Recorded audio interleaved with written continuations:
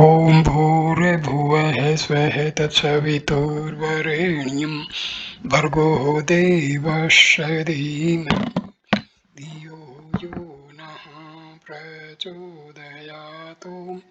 शान्ति शान्ति शान्तिः. Namaskar, my dear friends. This is video number 15 on Talks with Swami Vivekananda. This video starts with chapter 2, Priyanath Sinha. Educative value of royal darbars, freedom and discipline. Swami Vivekananda's Catholicity, test of civilization. We evince a sad lack of restraint in conversation or any conjoint action such as music and so on. Everyone tries to put himself foremost. The jostling at railway or steamer stations is another illustration of this. A friend of Swamiji had a talk with him one day at the mutt on this subject. Swamiji remarked, "You see, we have an old adage, if your son is not inclined to study, put him in the darbars, sabha." The word sabha here does not mean social meetings, such as take place occasionally at people's houses. It means royal darbars. In the days of the independent kings of Bengal, they used to hold their courts mornings and evenings. There, all the affairs of the state were discussed in the morning, and as there were no newspapers at the time, the king used to converse with the leading gentry of the capital and gather from them all information regarding the people and the state. These gentlemen had to attend these meetings, for if they did not do so, the king would inquire into the reason of their non-attendance. Such darbars were the centers of civilization in every country and not merely in ours. In the present day, the western part of India, especially Rajputana, are much better off in this respect than Bengal, as something similar to these old darbars still obtain there. Question: Then, Maharaj, have your people lost their good manners because we have no kings of our own? Swamiji, it is all a degeneration which has its root in selfishness. That in boarding a steamer one follow the vulgar maxim, uncle, save thy own precious skin, and in music and moments of recreation everyone tries to make a display of himself, is a typical picture of their mental state. Only little training in self-sacrifice would take it away. It is the fault of the parents who do not teach their children even good manners. Self-sacrifice indeed is the basic of all civilization. On the other hand, owing to the undue domination exercised by the parents, our boys do not get free scope for growth. The parents consider singing as improper, but the son, when he hears a fine piece of music, at once sets his whole mind on how to learn it, and naturally he must look out for an ADD adda. Then again, it is a sin to smoke. So what else can the young man do than mix with the servants of the house to indulge in this habit in secret? In everyone there are infinite tendencies which requires proper scope for satisfaction. But in our country, that is not allowed, and to bring about a different order of things would require a fresh training of the parents. Such is the condition. What a pity. We have not yet developed a high grade of civilization, and in spite of this, our educated babus want the British to hand over the government to them to manage. It makes me laugh and cry as well. Well, where is that martial spirit which at the very outset required one to know how to serve and obey and to practice self restraint? The martial spirit is not self assertion but self sacrifice. One must be ready to advance and lay down one's life at the word of command before he can command the hearts and lives of others. One must sacrifice himself first. A devotee of Sri Ramakrishna once passed some severe remarks in a book written by him against those who did not believe in Sri Ramakrishna as an incarnation of God. Swamiji summoned the writer to his presence and addressed him thus in a spirited manner. What right had you to write like that, abusing others? What matters it if they do not believe in your Lord? Have you created a sect? Are we Ramakrishnites that we should look upon anyone who will not worship him as our enemy? By your bigotry, you have only lowered him and made him small. If your Lord is God Himself, then you ought to know that in whatever name one is calling upon Him, it is His worship only. And who are you to abuse others? Do you think they will hear you if you inveigh against them? How foolish! You can only win others' hearts when you have sacrificed yourself to them. Otherwise, why should they hear you? Regaining his natural composure after a short while, Swamiji spoke in a sorrowful tone. Can anyone, my dear friend, have faith or resignation in the Lord unless he himself is a hero? Never can hatred and malice vanish from one's heart unless one becomes a hero and unless one is free from these. How can one become truly civilized? Where in this country is that sturdy manliness, that spirit of heroism? Alas, nowhere. Often have I looked for that, and I found only one instance of it, and only one. Question: in whom you found it, Swamiji? Swamiji, in JC. Alone I have seen that true resignation, that true spirit of a servant of the Lord, and what is not because he was ever ready to sacrifice himself that Sri Ramakrishna took upon himself all his responsibility. What a unique spirit of resignation to the Lord. I have not met his parallel. From him have I learned the lesson of self-surrender. So saying, Swamiji raised his folded hands to his head out of respect for him. The picture of Sri Krishna, the preacher of the Gita. What is meant by karma in the Gita? Egoism and self-surrender. Problem of evil. The value of sincerity. Origin of image. Worship.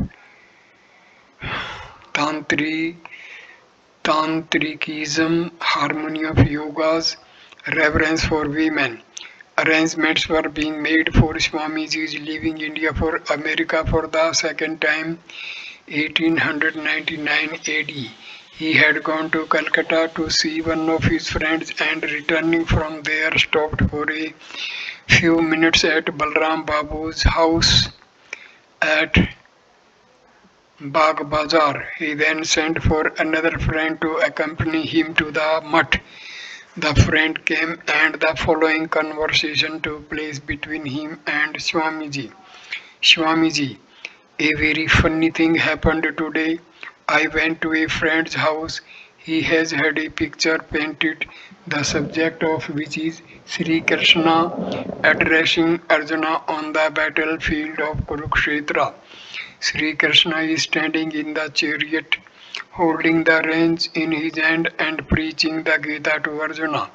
He showed me the picture and asked me how I liked it. Fairly well, I said, but as he insisted on having my criticism on it, I had to give my honest opinion by saying there is nothing in it to commend itself to me. First, because the chariot of the time of Sri Krishna was not like the modern pagoda shaped car, and also there is no expression in the figure of Sri Krishna. Question: was not the pagoda chariot in use then? Swamiji, don't you know that since the Buddhistic era there have been a great confusion in everything in our country? The kings never used to fight in pagoda chariots. There are chariots even today in Rajputana that greatly resemble the chariots of old. Have you seen the chariots in the pictures of Grecian mythology? They have two wheels and one mounts them from behind. If we had that sort of chariot, what good is it to paint a picture if the details are wrong? An historical picture comes up to a standard of excellence when, after making proper study and research, things are portrayed exactly as they were at that period. The truth must be represented, otherwise, the picture is nothing. In these days, our young men who go in for painting are generally those who were unsuccessful at the school and who have been given up at home as good for nothing. What work of art can you expect from them? To paint a really good picture requires as much talent as to produce a perfect drama. Question: how then should Sri Krishna be represented in the picture in question? Swamiji, Sri Krishna ought to be painted as he really was, the Gita personified, and the central idea of the Gita should radiate from his whole form as he was teaching the path of Dharma to Arjuna, who had been overcome by infatuation and cowardice. So saying, Swamiji posed himself in the way in which Sri Krishna should be portrayed and continued, look here. Thus does he hold the bridle of the horses so tight that they are brought to their haunches, with their forelegs fighting the air and their mouths gaping. This will show a tremendous play of action in the figure of Sri Krishna. His friend, the world-renowned hero, casting aside his bow and arrows, has sunk down like a cord on the chariot in the midst of the two armies.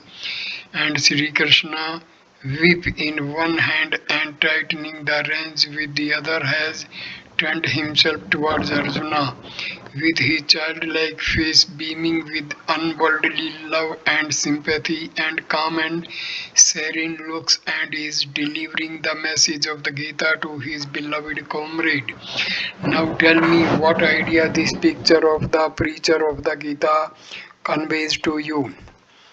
The friend: activity combined with a firmness and serenity. Swami: aye, that's it. Intense action in the whole body and withal a face expressing the profound calmness and serenity of the blue sky. This is the central idea of the Gita, to be calm and steadfast in all circumstances, with one's body, mind, and soul centered at his hallowed feet. He who, even while doing action, can keep his mind calm, and in whom, even when not doing any outward action, flows the current of activity in the form of the contemplation in Brahma on Brahma, is the intelligent one among men. He indeed is the yogi, he indeed is the perfect worker. At this moment, the man who had been sent to arrange a boat returned and said that it was ready. So Swamiji told the friend, "Now let us go to the mutt. You must have left word at home that you were going there with me."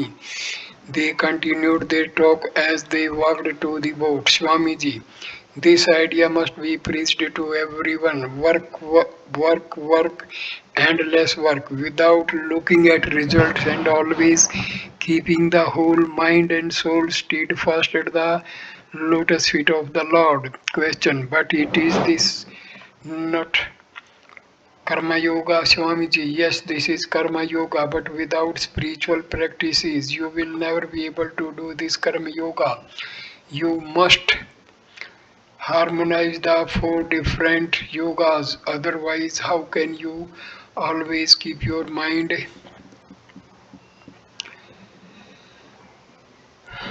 and heart wholly on the Lord? Question: It is generally said that work according to the Gita means the performance of Vedic sacrifices and religious exercises. Any other kind of work is futile. Swamiji: Alright, but you must make it more comprehensive.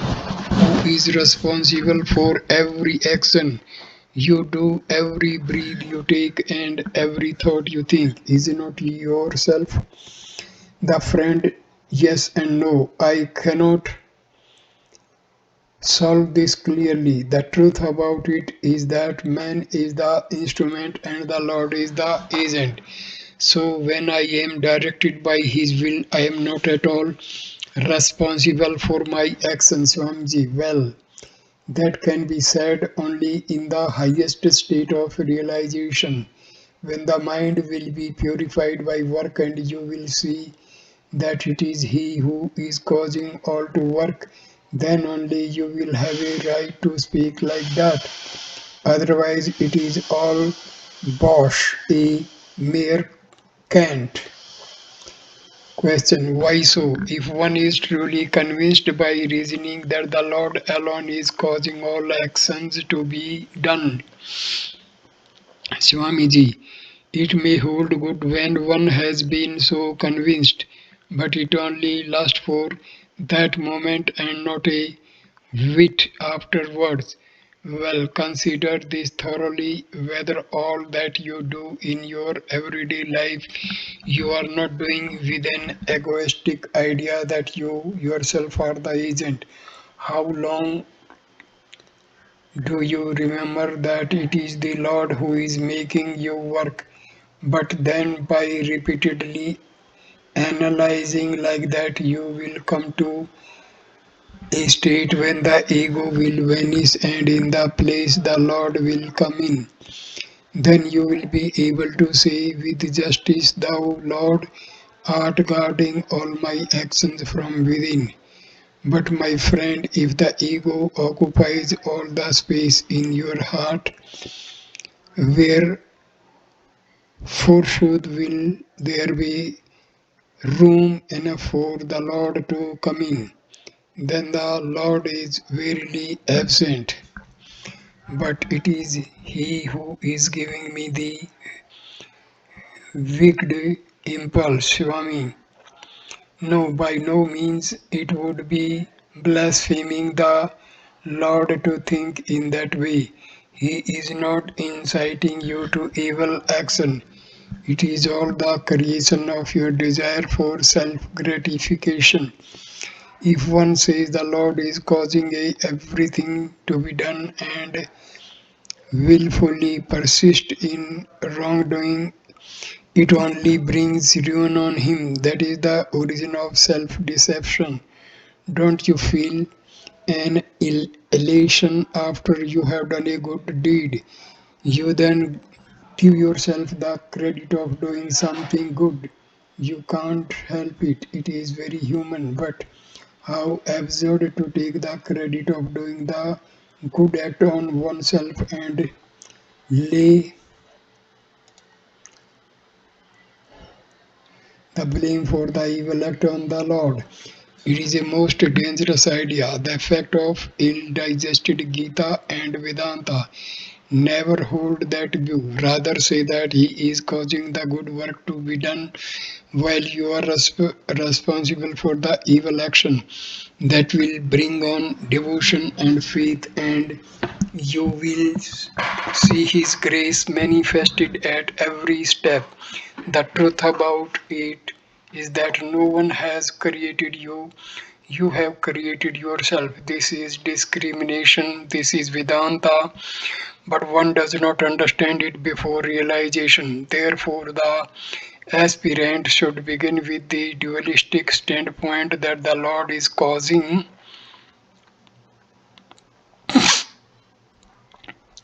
good actions while he is doing the evil. This is the easiest way to the purification of the mind. Hence, you find dualism so strong among the Vaishnavas.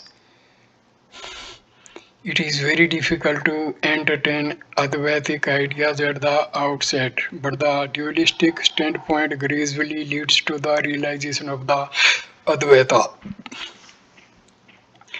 Hypocrisy is always a dangerous thing. If there is no willful self-deception, that is to say, if one sincerely believes that the most wicked impulse is also prompted by the Lord, rest assured that one will not have to do those mean acts for long. All the impurities of his mind are quickly destroyed. Our ancient scriptural writers understand this well, and I think that the Tantrika form of worship originated from the time that Buddhism began to decline, and through the operation of the Buddhists, people began to perform their Vedic sacrifices in secret. They had no more opportunity to conduct them for 2 months at a stretch, so they made clay images, worshipped them, and consigned them to the water, finishing everything in one night without leaving the least trace. Man longs for a concrete symbol, otherwise his heart is not satisfied. So, in every home, that one night sacrifice began to take place. But then the tendencies of man had become sensual. As Sri Ramakrishna used to say, some enter the house by the scavenger's entrance. So the spiritual teachers of that time saw that those who could not perform any religious rite owing to their evil propensities also needed some way of coming round by degrees to the path of virtue. For them, those queer tantrika rites came to be invented. Question.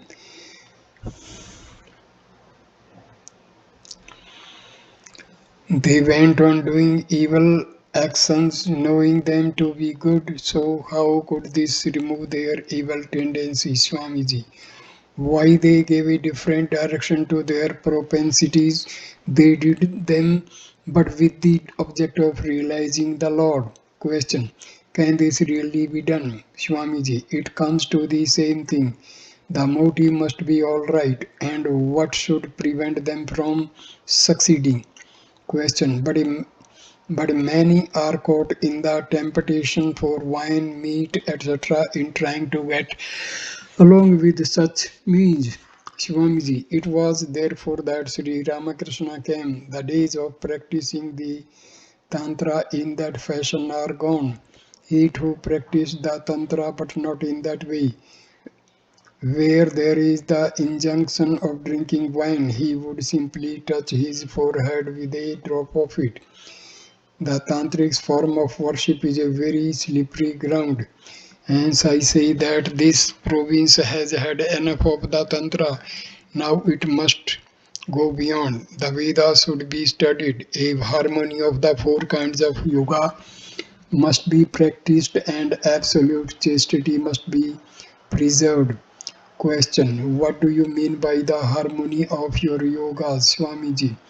Discrimination between the real and the unreal, dispassion and devotion, work and practices in concentration, and along with these there must be a reverential attitude towards women.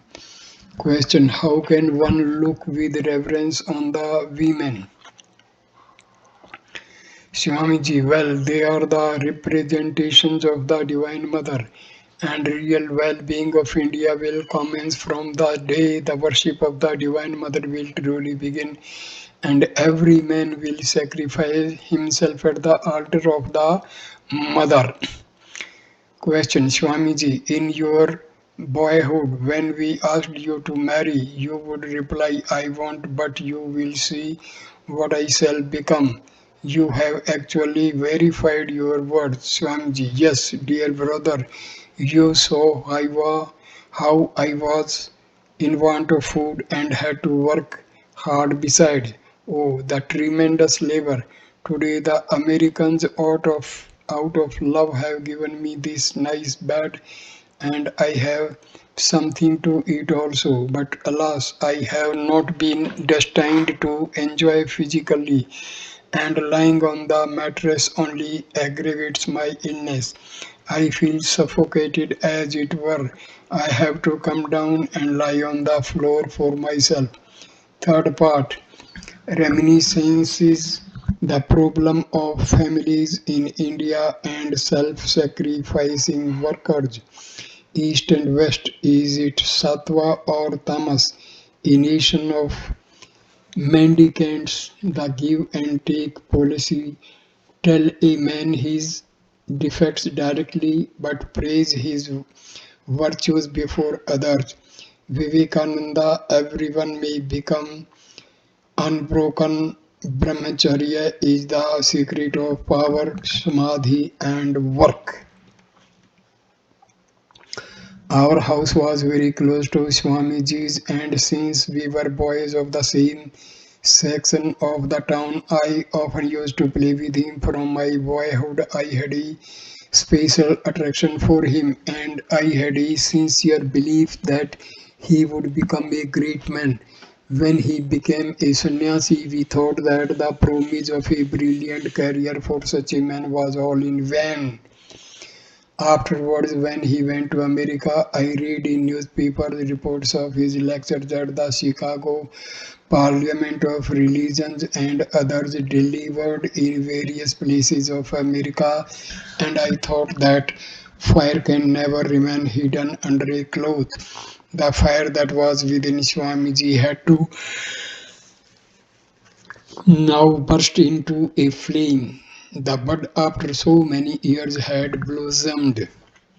After a time, I came to know that he had returned to India and had been delivering fiery lectures at Madras. I read them and wondered that such sublime truth existed in the Hindu religion and that they could be explained so lucidly. What an extraordinary power he had! Was he a man or a god? A great enthusiasm prevailed when Swamiji came to Calcutta, and we followed him to the Sil's garden house on the Ganges at Kasipur. A few days later, at the residence of Raja Radha Kanta Dev, the Calcutta boy delivered an inspiring lecture to a huge concourse of people in reply to an address of welcome, and Calcutta heard him up for the first time and was lost in admiration. But these are facts known to all. After his coming to Calcutta, I was very anxious to see him once alone and able to talk freely with him as in our boyhood. But there was always a gathering of eager inquirers about him, and conversations were going on without a break, so I did not get an opportunity for some time until one day when went out for a walk in the garden on the Ganges side.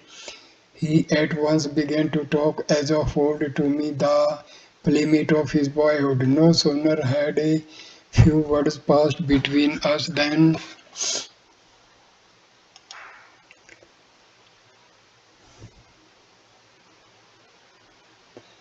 Repeated calls came, informing him that many gentlemen had come to see him. He became a little impatient at last and told the messenger, "Give me a little respite, my son. Let me speak a few words with this companion of my boyhood. Let him stay in the open air for a while. Go and give a welcome to those who have come. Ask them to sit down, offer them tobacco, and request them to wait a little." When we were alone again, I asked him, "Well, Swamiji, you are a sadhu. Money was raised by subscription for your reception here, and I thought, in view of the famine in the country, that you would wire before arriving in Calcutta, saying, 'Don't spend a single pie on my reception, rather contribute the whole sum to the famine relief fund.' But I found that you did nothing of the kind. How was that?" "Swami, why, I wished rather that a great enthusiasm should be stirred up. Don't you see? Without some such thing, how would the people be drawn towards Sri Ramakrishna and be fired in his home, his name? Was this ovation done for me personally, or was not his name glorified by this? See how much thirst has been created in the minds of men to know about him. Now they will come to know of him gradually, and will not that the conducive to the good of the country. If the people do not know him who came for the welfare of the country, how can good befall them? When they know what he really was, then real men will be made, and when there be such men, how long will it take to drive away famines, etc., from the land? So I say that I rather desire that there should be some bustle and stir in Calcutta, so that the public might be inclined to believe in the mission of Sri Ramakrishna. Otherwise, what was the use of making so much fuss for my sake? What do what do I care for it? Have I become any greater now than when I used to play with you at your house? I am the same now as I was before. Tell me, do you find any change in me?" Though I said, "No, I don't find much change to speak of," yet in my mind I thought, "You have now indeed become a god." Swamiji continued, "Famine has come to be a constant quantity in our country, and now it is as it were a sort of blight upon us. Do you find in any other country such frequent ravages of famine? Now, because there are men in other countries, while in ours men have become akin to dead matter, quite inert. Let the people first learn to renounce their selfish nature by studying Sri Ramakrishna, by knowing him as he really was, and then will proceed from them real efforts trying to stop the frequently recurring famines. By and by, I shall make efforts in that direction too. You will see myself. That will be good. Then you are going to deliver many lectures here, I presume. Likewise, how will his name be preached?" "Swamiji, what nonsense! Nothing of the kind. Has anything been left undone by which his name can be known? Enough has been done in that line. Lectures won't do any good in this country. Our educated countrymen would hear them, and at best would cheer and clap their hands, saying, 'Well done.' That's all. Then they would go home and digest, as we say, everything they had heard with their meal. What good will hammering do when a piece of rusty old iron? It will only crumble into pieces. First it should be made red hot, and then it can be moulded into any shape. By hammering nothing will avail in our country without setting a glowing and living example before the people.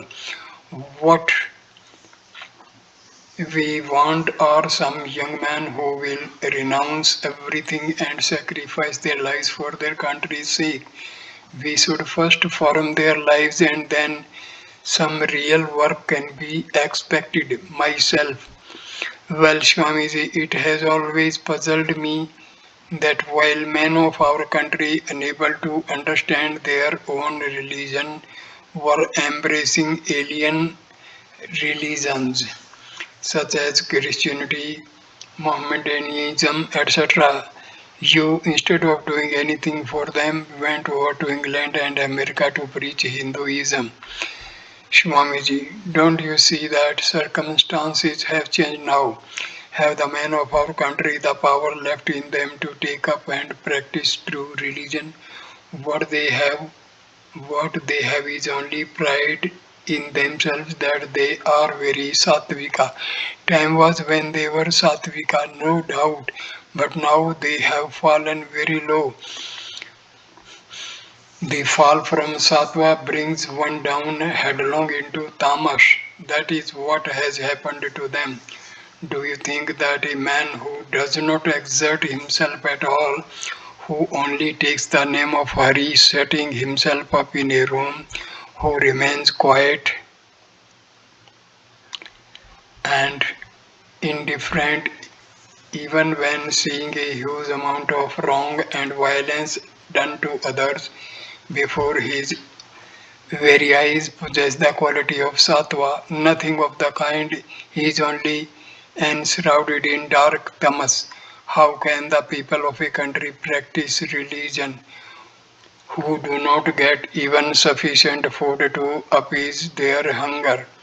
How can renunciation come to the people of a country in whose minds the desires for bhoga enjoyment have not been in the least satisfied? For this reason, find out first of all the ways and means by which man may get enough to eat and have enough luxuries to enable them to enjoy life a little and then gradually. True Varagatisation will come and they will be fit and ready to realize religion in life. The people of England and America, how full of rajas they are. They have become satiated with all sorts of worldly enjoyment. Moreover, Christianity, being a religion of faith and superstition, occupies the same rank as our religion of the Puranas. With the separate of education and culture, the people of the West can no more find peace in that.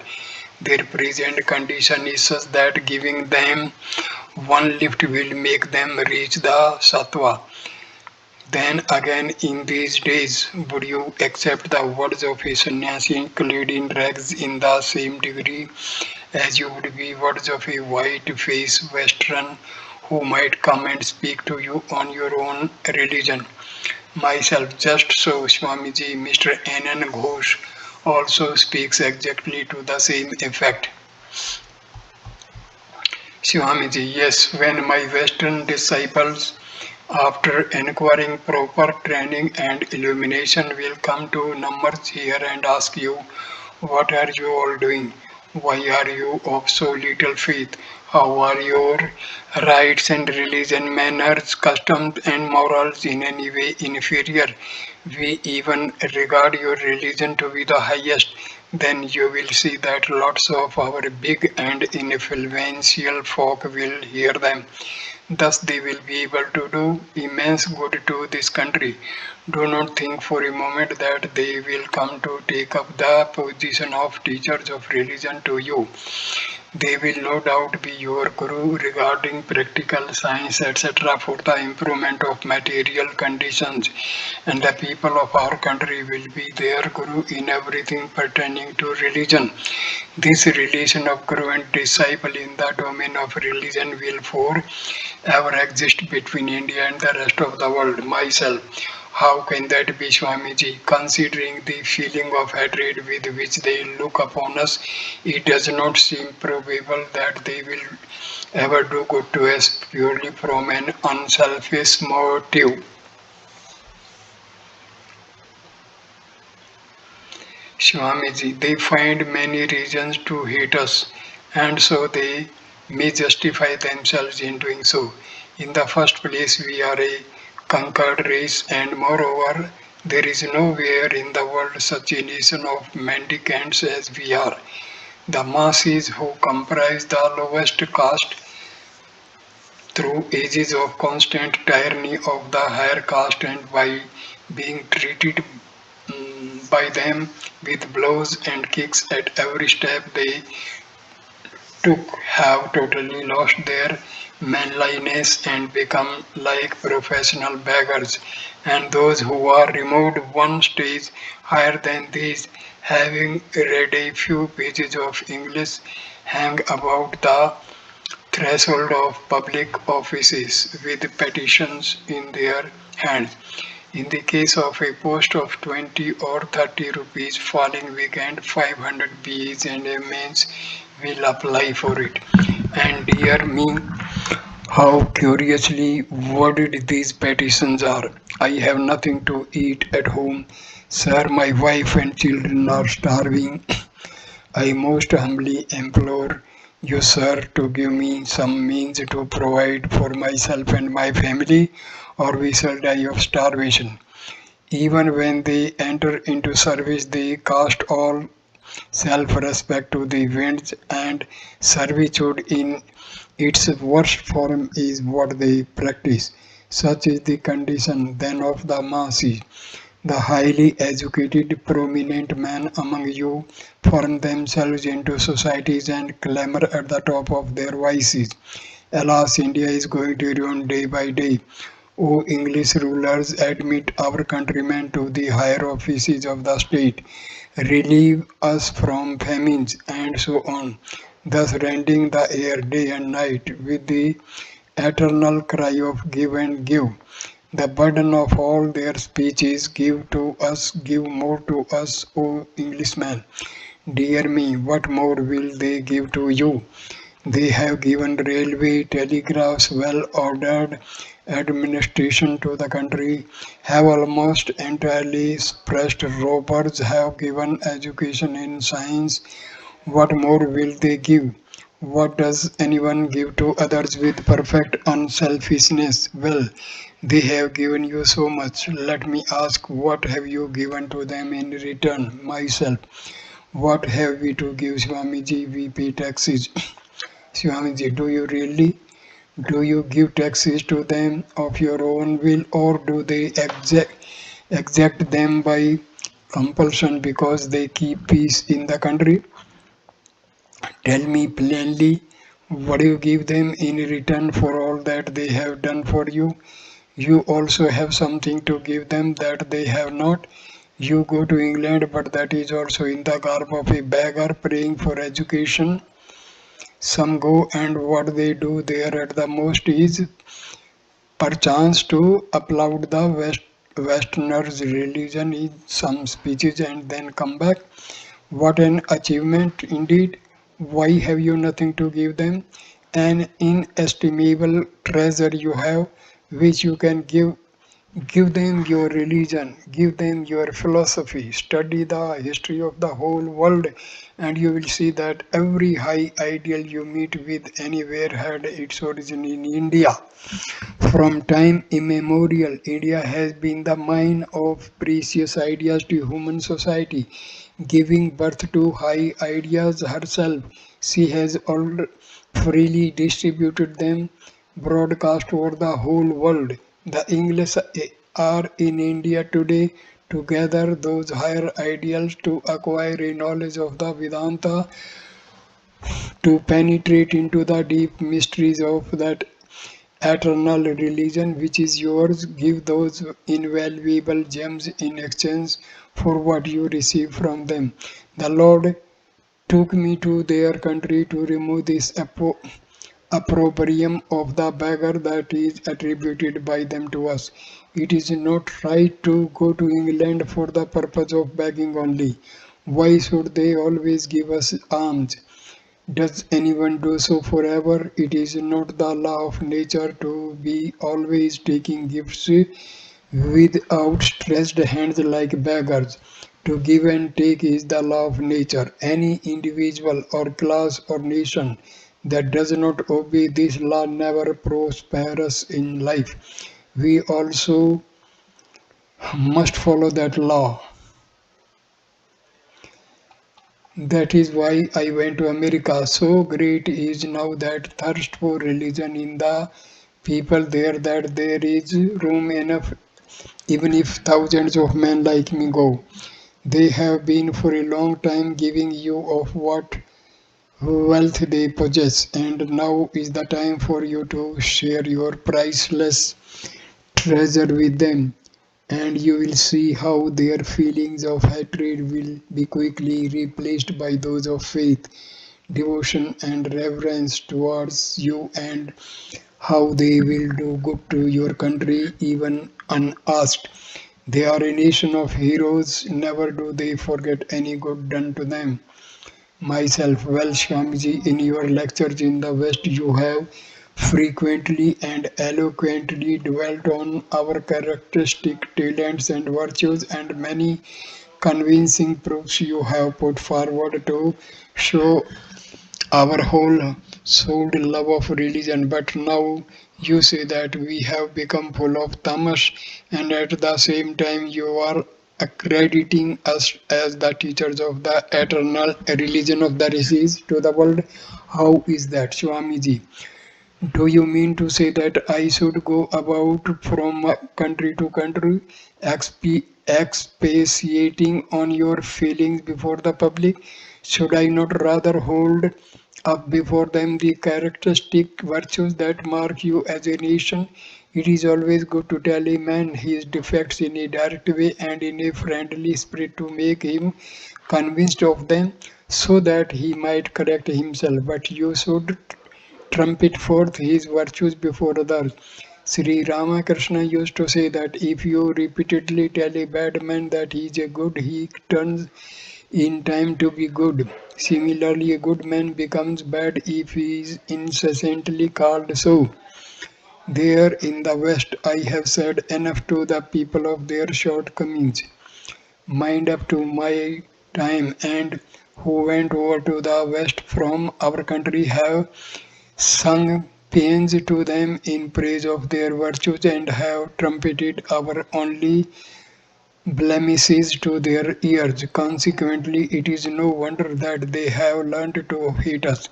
For this reason, I have laid before them your virtues and pointed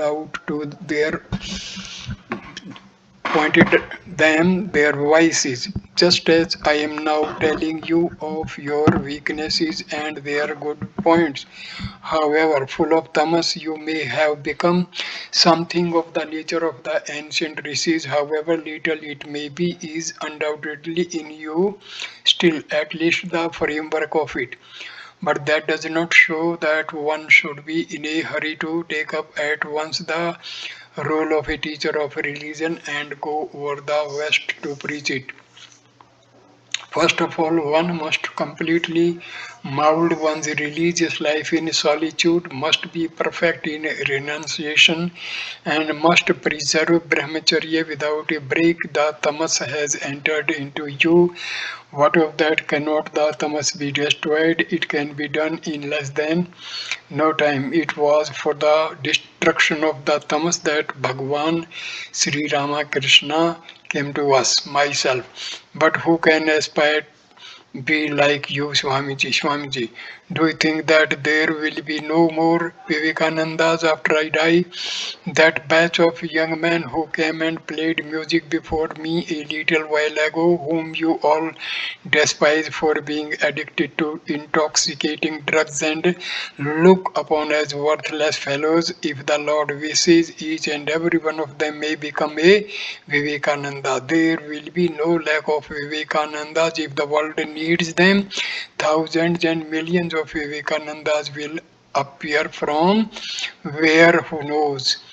Know for certain that the work done by me is not the work of Vivekananda, it is his work, the Lord's own work. If one governor general retires, another is sure to be sent in his place by the emperor.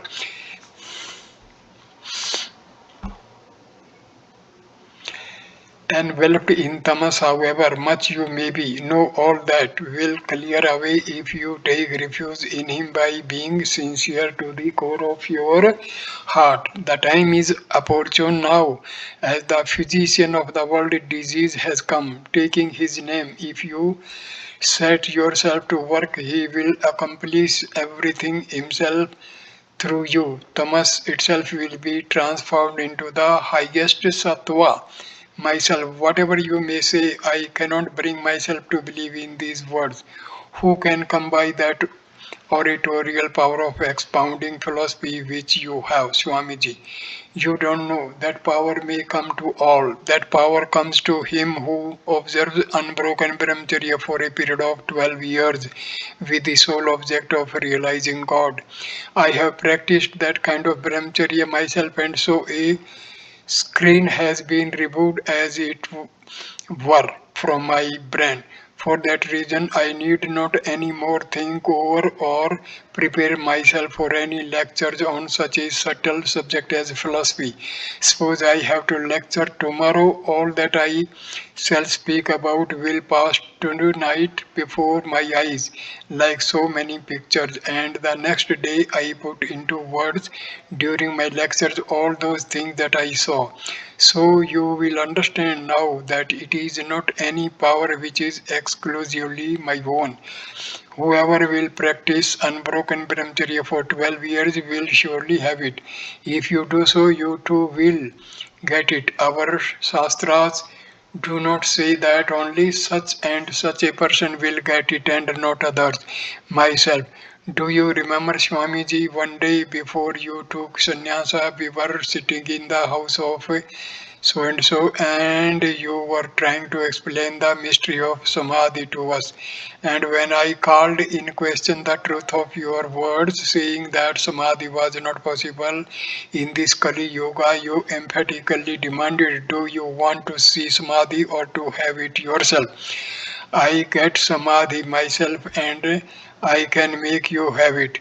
No sooner had you finished saying so than a stranger came up and we did not pursue that subject any further. Swamiji, yes, I remember the occasion. Later on, my pressing him to make me get samadhi, he said, you see, having continually lectured and worked hard for several years, the quality of rajas has become too prominent in me. Hence, that power is lying covered as it were in me now. If I leave all work and go to Himalayas and meditate in solitude for some time, then that power will again come out in me. So I stop this video here. Next video will start talk number 4. Chapter 2, talk number 4. Thank you for watching this video. Please like, comment and share the video and subscribe the channel. Thanks a lot. Namaskar, my dear friend.